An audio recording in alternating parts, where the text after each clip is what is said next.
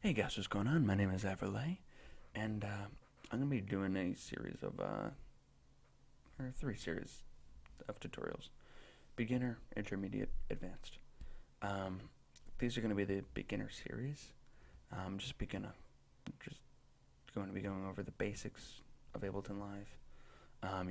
Operator audio, audio effects, audio channels, a little bit of the arrangement view, maybe make a song, I don't know. Like a very simple one. Intermediate, we're definitely going to be making like a full song. And then advanced is going to be more mastering, audio effects, EQing, panning, all that kind of stuff. So I have Ableton Live opened up here. Nothing too special. This is supposedly the blank template that you get when you first open it. So you see down here, you have, or up here, you got two MIDI tracks and two audio tracks. So they are very different, but they both kind of have the same, actually, I don't say they really have the same concept. But MIDI tracks are for storing MIDI data, of course, which is music notes. So when you use a keyboard like a synthesizer like this I have over here, that sends MIDI notes into the computer. And then you can also go into the computer and draw them out yourself. So let me delete that real quick. So if you go up to a MIDI track and you double click on one of these rectangles, you will create a new session. So what this is just a little clip of MIDI data. So you get a piano roll that you can then double click to add notes, and you can create your own like melodies and whatnot this way.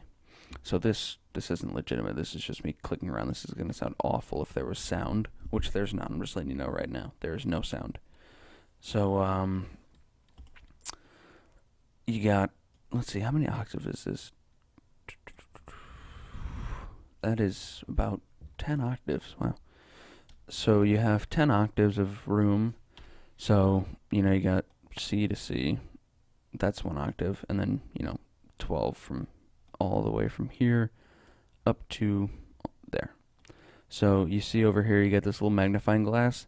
If you click and you drag left to right, you can zoom in. Same thing on the top. You can zoom in by going up and down. Control Alt will, if you're zoomed in, will allow you to move like this. Hitting Control Alt, clicking and dragging will allow you to move around. You can also do that here. If there was enough tracks, you could also do the Control Alt and it would move. So yeah. When you have no sound like synthesizer here, you're just going to have these dots, which is 13 dots because there's 13 different, there's 130 values of, I guess you can just say, of velocity, but there's between 0 and 130 for pressure on like a key. So if I press on my keyboard over here, like my MIDI keyboard, really lightly, it should only do about 1 or 2 dots. Yeah. And then if I press it harder, you notice it goes up a little bit higher and a little bit higher, and then all the way up to as hard as it'll go. There it goes. So that just shows the velocity of a MIDI note that is coming through this track. You can also put synthesizers here, as it says drop an instrument here. So we might as well just do that. So go over to Instruments, and then Operator, click and drag that right in. So right away you've got, 4 oscillators, filter, LFO, and I'm going to be going over this. I don't expect you to really understand what I'm saying right now. You got routings, 6, you can go up to 20 voices, yeah. Pitch bend, all that kind of stuff. So I guess we'll just start off with the oscillator. So right now, if you use your keyboard, and make sure this up here in the corner is highlighted yellow so that you can use your keyboard, and this right here, which is known as arming the track, which allows any key information like MIDI data to go into the track has to be selected red for you to be able to use it. So if that's not selected red, make that selected red, and then just use your keyboard. So right away you can hear you got yourselves a little sine wave here, as it shows right there. And you may be asking, oh, what is this butter-shaped orange line thing? That's what's known as an envelope. So you can imagine an envelope as being almost kind of like a automatic dial turner, I guess, like a volume control knob that will automatically turn. So right now what happens is, so this right here, this bottom part, I guess, from like here to there, like down here, is negative 48 decibels, and this is 0. So that's as loud as it'll go, that's as quiet as it'll go. So right as you hit a note, the volume shoots up to 0, and then it just remains at 0 until you let go, and then the release is how long it'll take to go to, I guess, quiet. That was an awful sentence. But that's how long it'll take to become silent. So if you were to take this little yellow box here, the third one, and drag it all the way down, the volume will go all the way up. So instantly the volume knob is turned up, and then the volume knob slowly turns down on this parabola here, comes down to here, and then once you let go of the note, this is how long it takes for the note to become silent again. So if I go like this, let's see, negative 24 should be half of 48. So this will go, it'll go to full volume, it'll turn down the volume halfway, and then once I let go, it'll take almost 4 seconds for it to become silent again. So you can hear it here.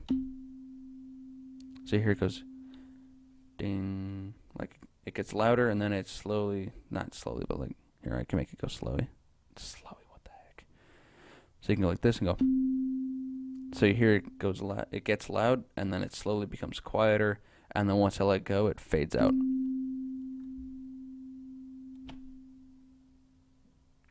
So that's what an envelope is. It's almost like an automatic dial turner. So when we're talking about envelopes, we can also come over to a filter, and a filter has an envelope too. So right now the envelope is completely off. So if you were to, here, I'm just going to make this all the way up so it's full volume at all time. And I'm going to come down to the waveform. I'm going to set that to saw. So this is like your normal electronic dance music waveform, is a saw wave. So you can hear it already. It's a pretty cool sound.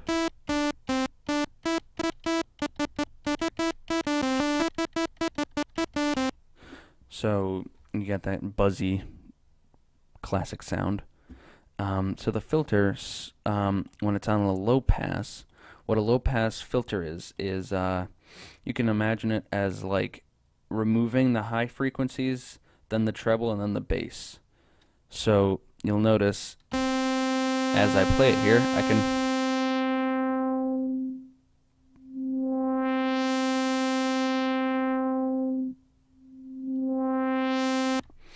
I can slowly remove the high frequencies until only the bass is left.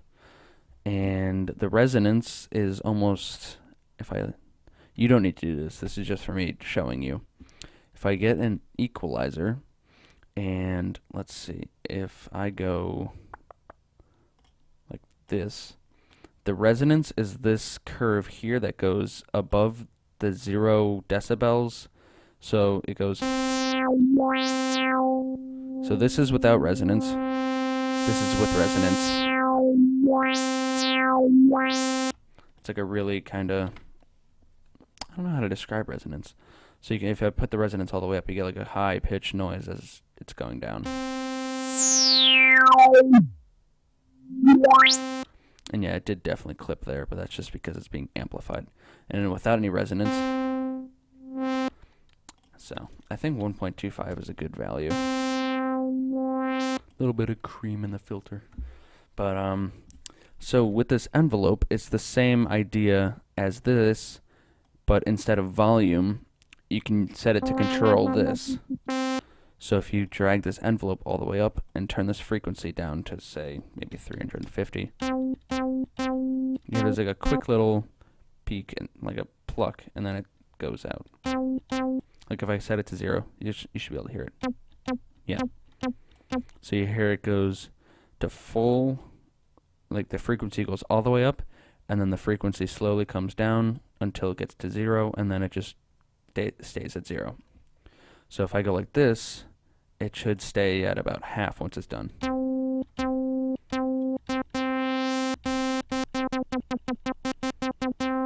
And then if I make the decay longer,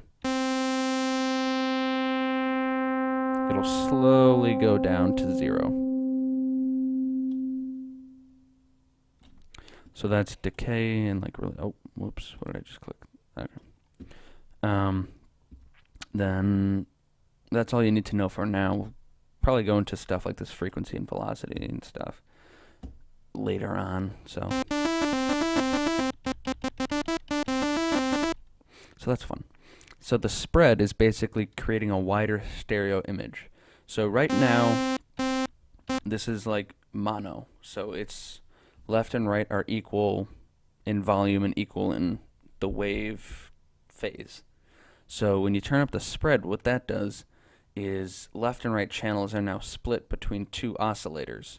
So this waveform, I'm not sure if it left is 0 or they might actually be both shifted.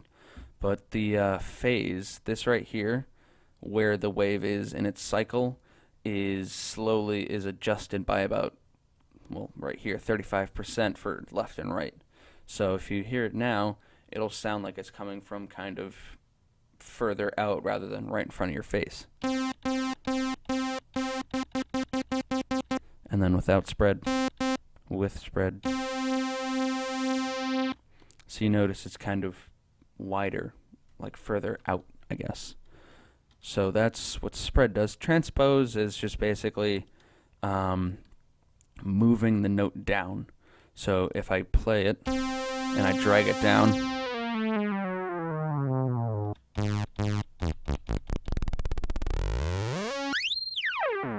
it just moves the note however many steps down from the root note that you first hit. So the pitch envelope is kind of an interesting thing. It's not really, I mean, I can see uses for it, but I don't normally use it. So what this does is it automates this transpose knob. So if you listen, it'll go from an octave above, 12 notes up, and it'll slowly come down to the note that we have. And if I put that all the way up, it should go really high. If I put this all the way down, it'll make a really cool noise.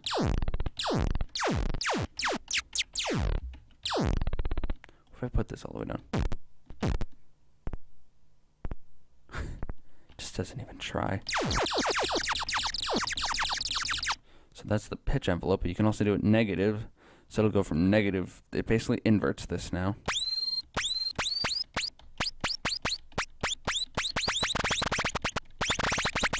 So that's the pitch envelope. I'm going to turn that off for now. We have routings here, which, I mean, I'm not really going to get into this in this tutorial because that's more of an intermediate thing, because this is a frequency module in synth. Right now it's set up so that each oscillator this is the only one that creates sound, and these modulate that one. So if I turn on the second oscillator, you won't hear a sine wave. The sine wave will just adjust the saw wave, and it'll give you a really high-pitched sound. Or distorted sound. If I put these all up, it's going to be pretty high. So those are just, like, hopefully you guys have taken physics, and you know about, what is the law? I forget what the law is, but it's where you have two waves, and wherever they are, they add up. And if they're inverted, then they subtract from each other. So when you're layering these waves together, they're either adding or subtracting from each other.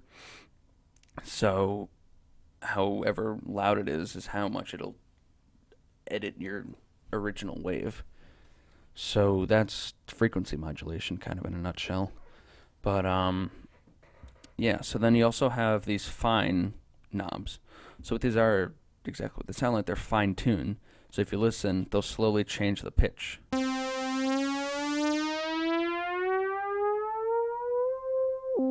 And then the chorus is just one full turn of this. So if you listen, it'll go up. This is 1,000, and 1,000 of this is equal to just one of this. So that's what the chorus and fine do. And then fixed, it doesn't matter what note you hit, it'll always be the same frequency.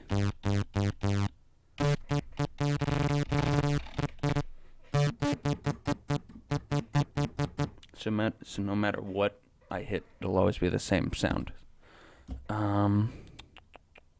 Volume, yeah. Tone doesn't really do anything. I mean, unless you're doing like timbres, or not timbres.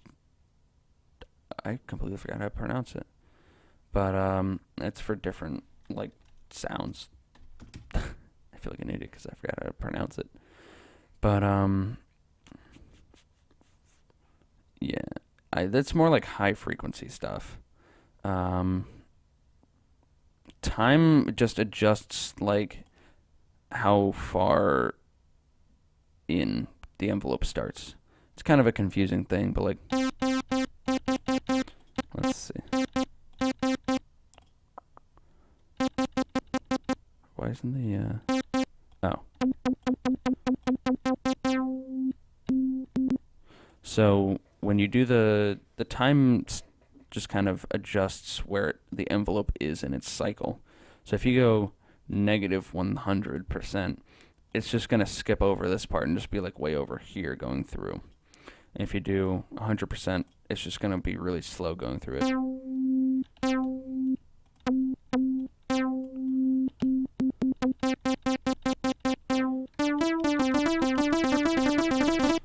So that's what the time does. One thing else I can do is glide. Glide is like a almost creating a pitch, like a transpose from one note to another. So if you listen, you should hear it like one note will slowly glide up to another.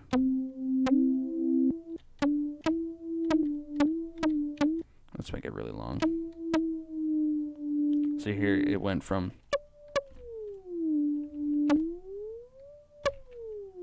So here it goes from one note to another, and it takes all the frequencies in between. It just takes a little bit of time to get there. So that's a cool effect. You'll hear that in a lot of electronic dance music. So yeah, I believe that's just an operator in a nutshell. I don't really know. Oh, LFO. I forgot about that.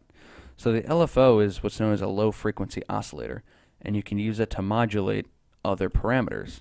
So I'm going to set this to, I'll keep that aside.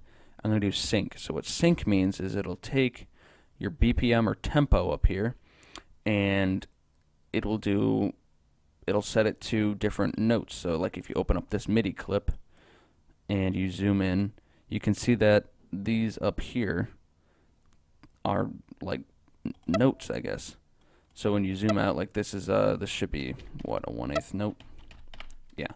No, that's a 16th note. So that's a 16th note. That should be a quarter note. Whoops. Quarter note, 8th note, 16th notes, and then half note. So what that does is it just changes how fast this wave will go up and down. So I can, if I turn off all of these destinations, I turn it to filter, it will automatically spin this, not spin it, but just move it at, let's see, for every 1/8 note, it'll go up and down once. I'll set that to 100%, and you should be able to hear it go up and down. Oh, wait, there's an envelope on that. Hold on. Yeah. So then you can change how fast it goes. LOL, Skrillex.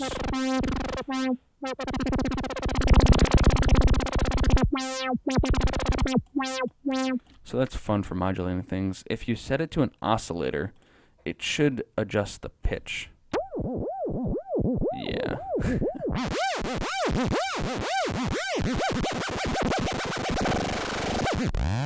So then you also have different waves you can do. So I'm just going to go over the waves we have here. So you have sine, and then you have two other versions of sine. You have 4-bit and 8-bit. 4-bit is like a really low quality version, like a really old synthesizer may have had this.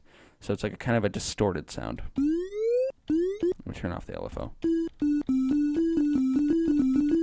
So you hear the sound of perfect sine wave. There's a little bit of harmonic to it. 8-bit is a little bit more clear, but it's still got a little bit of harmonic. And then Saw 3 is like a weird sine-ish. It's not a perfect, like, what this is basically is like a more increased quality, I guess. So you start off at 3 and then you go up to 64, and 64 is a really crisp, like, wave. And then Saw D is the most crisp. And then Saw 3 is the least. It's a really rounded shape. Same thing with Square. It's a little bit rounded. It's got a bunch of harmonics to it, and then you go up to Square D, and then that's a perfect square wave. And then Triangle is a sine wave, but just angular. Noise Looped is a little bit weird. I don't understand why they put this in. And then Noise White is, you know, you can use the filter for this, so you can get that kind of whooshing sound. So that's white noise. So I believe that's really an operator in a nutshell. I guess you can come over here to this session we created together, double click and add notes. Also, if you have this little headphone selected up here, you can hear the notes as you're placing them in and editing them. So if you can hear them. So if you close out of this and select this little play button, you should be able to hear it. It's a little kind of chip tuney thing it's got to it.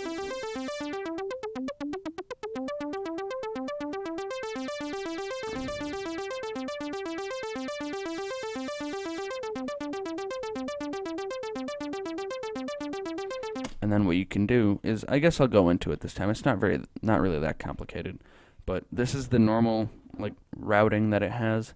But you can also go like this, and each oscillator you can see down here, it's not connected to anything. It just goes straight out. So if I turn up this, now you'll be able to hear the sine wave. You can hear, if I turn this down, you can hear it. So if I take down this chorus, it'll go down an octave. So now we're starting to get a little bit sub-bassy. So if I take this up an octave, so now the saw wave is one octave above, and the sine wave is another octave down. So if I drop this down another octave, the saw wave will sound the same, but this will be 2 octaves down. And you get a really cool bass sound.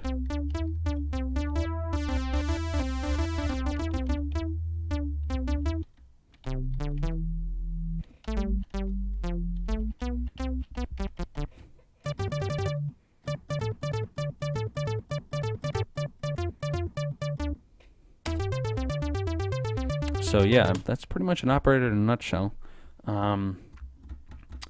This is the 3rd time I've recorded this, and I feel like this one wasn't as great as the other ones, but you know, it's already 7 o'clock at night, and I started recording at 2. So it's been a long day. I might do one more like tutorial on maybe audio tracks, or maybe the analog synth. But yeah, I think that's it for now.